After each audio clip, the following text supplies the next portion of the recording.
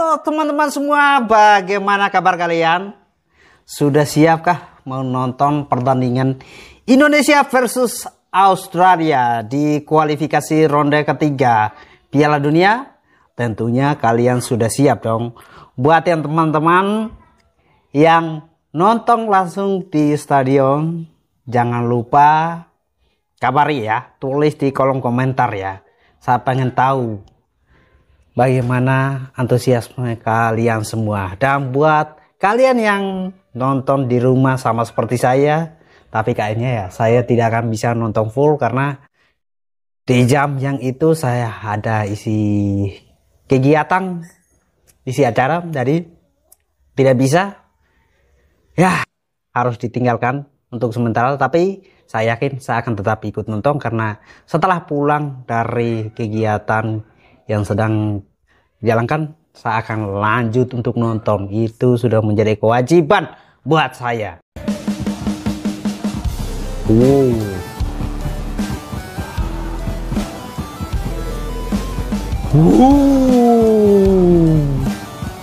Ini nih akan bikin Australia getar-getir nih lihat supporter Indonesia.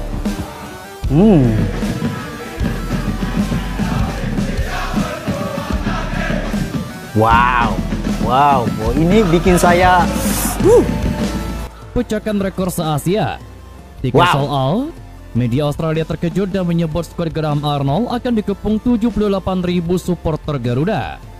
Pemain Arab Saudi sekaligus rekan CR7 yang kemarin sempat merasakan kekuatan skuad Garuda ini memperingati timnas Australia untuk berhati-hati dengan timnas Indonesia.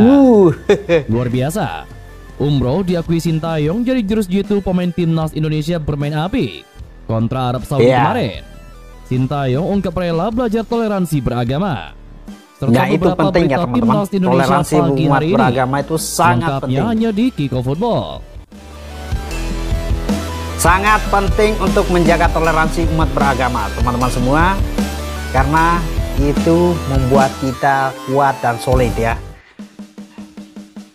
Rekan satu tim mega bintang Cristiano Ronaldo di Al Nassr sekaligus pemain Arab Saudi memberikan peringatan ke Australia soal bahayanya timnas Indonesia. Menurut penuturan pemain andalan pelatih Roberto Mancini itu, kekuatan timnas Indonesia sekarang tidak bisa dianggap remeh oleh siapapun.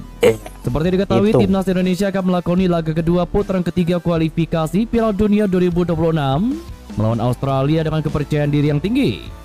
Situasi ini datang lantaran timnas Indonesia menuai hasil positif ketika melakoni lawatan tandang ke King Abdullah Sports City Jeddah yang merupakan markas dari Arab Saudi. Keberhasilan timnas Indonesia menahan imbang Arab Saudi membuat takjub banyak penggemar sepak bola. Tidak hanya dari tanah air, tetapi juga dari luar negeri.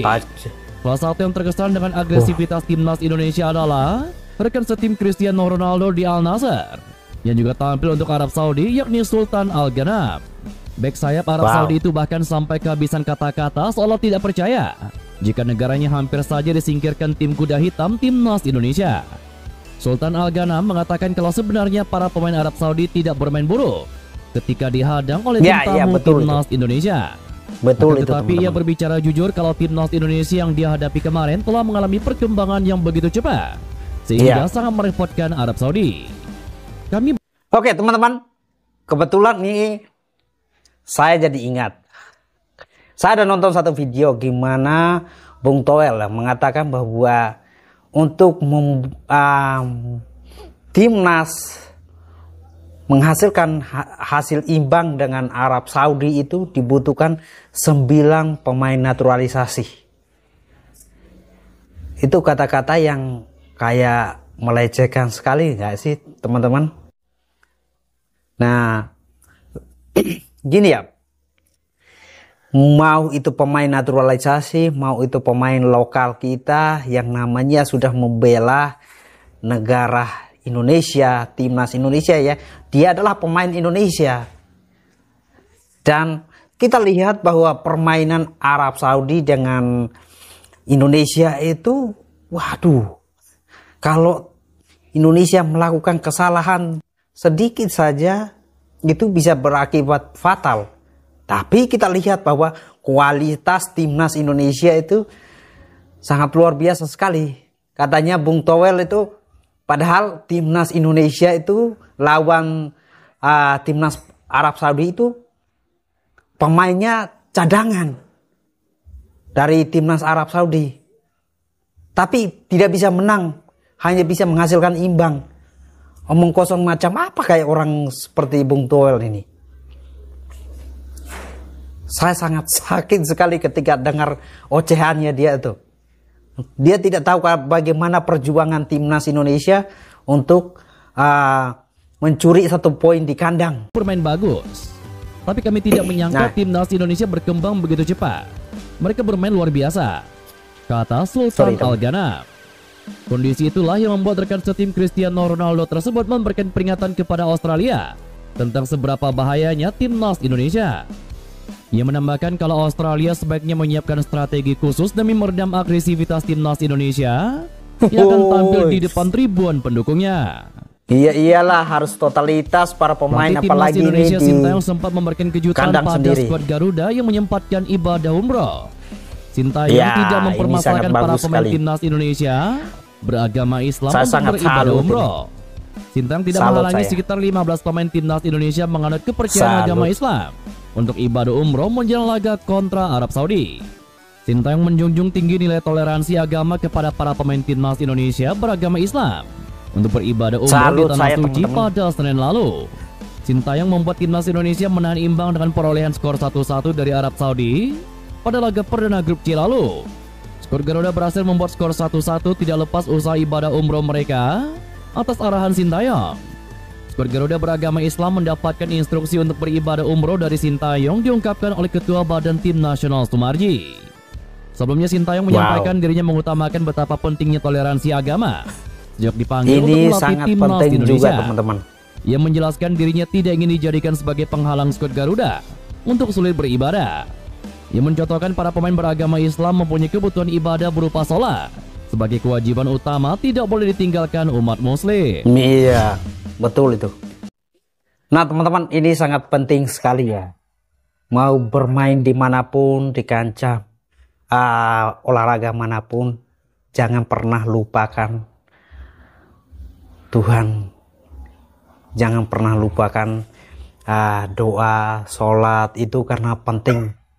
Salah satu stamina yang mungkin sebagian orang itu menganggap remeh, tapi khususnya untuk timnas Indonesia saya sangat salut dengan sikap yang diambil oleh pelatih kita Sintayong untuk selalu memperbolehkan pemain Indonesia untuk ibadah. Itu sebuah nilai plus yang sangat luar biasa sekali untuk timnas kita.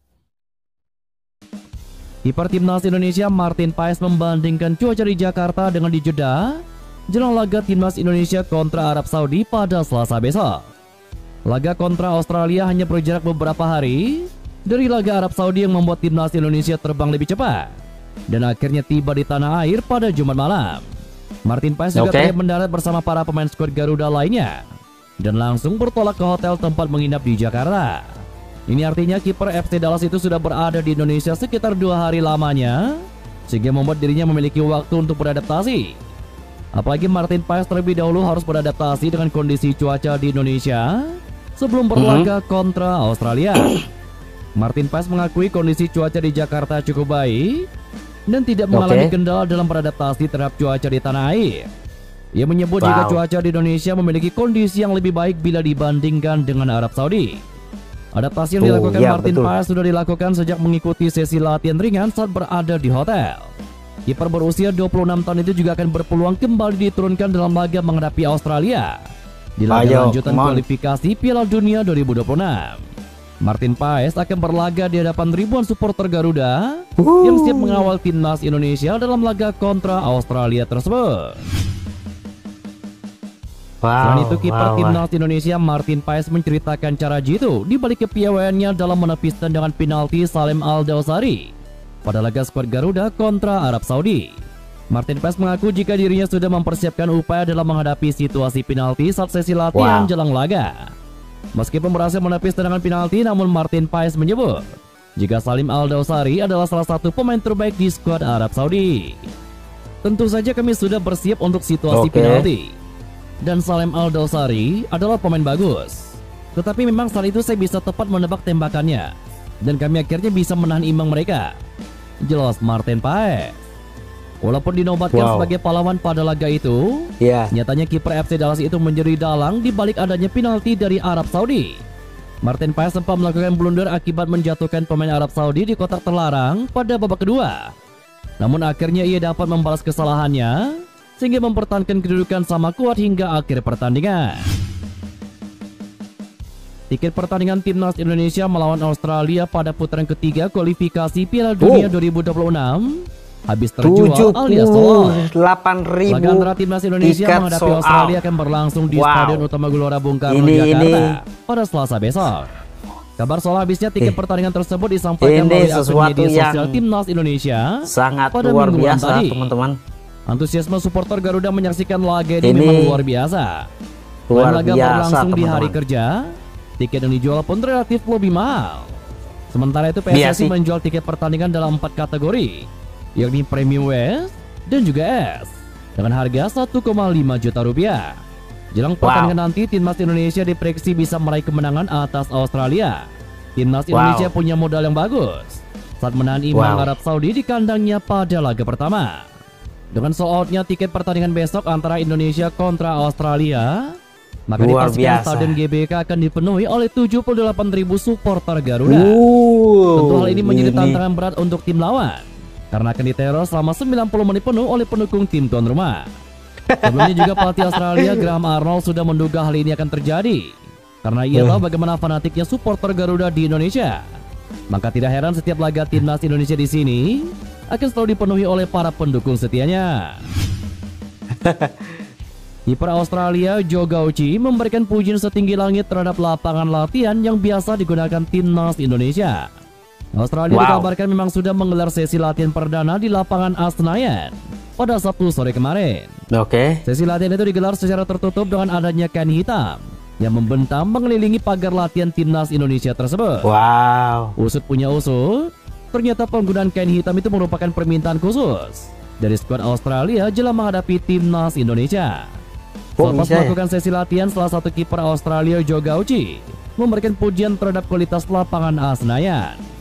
Joe Gauci menyebut jika lapangan Senayan jadi salah satu lapangan latihan terbaik di Asia.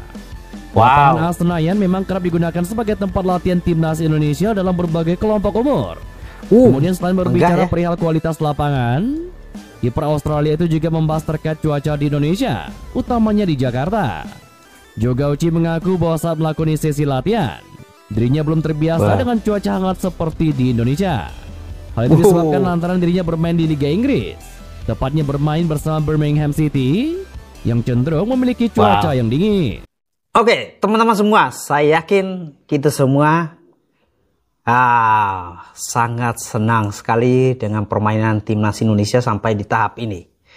Dan itu adalah terbukti bahwa kontribusi dari semua aspek yang ada di Indonesia, mulai dari PSSI, pemain, pelatih, dan juga pendukung dari timnas Indonesia, seluruh masyarakat Indonesia yang selalu memberikan kontribusi buat timnas Indonesia. Dan ya, kita harus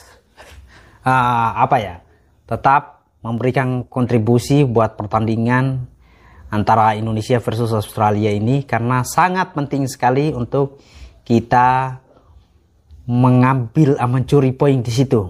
Kalau bisa 3 poin, karena kalau kita bisa menang lawan Australia, tidak ada yang mustahil, teman-teman semua. Kalau kita bisa menang lawan Australia, artinya peluang timnas itu makin bagus, makin terbuka. Kita lihat bahwa meskipun peluangnya sangat sulit, tapi kita harus yakin bahwa timnas pasti bisa memberikan kontribusi yang baik buat seluruh masyarakat Indonesia. Peace!